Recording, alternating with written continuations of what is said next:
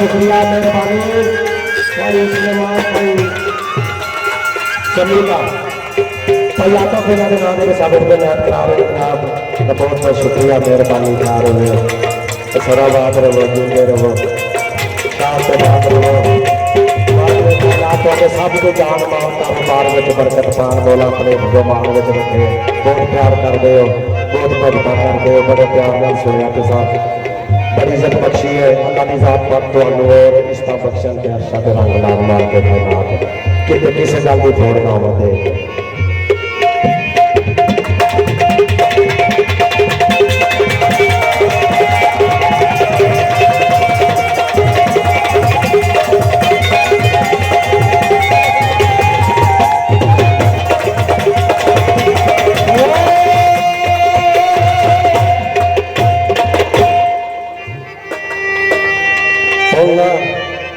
दस मिनट गाना चला गए सवा तीन साढ़े शहर के बेटे सवा तीन शुरू हो जाती ने तीन बज गए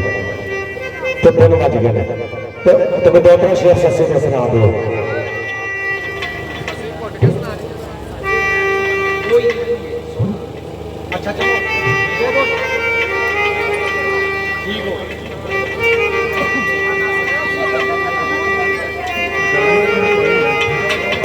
दो शेर दो सस्सी में सोने तो भी उठो जिथे तुसा गया थे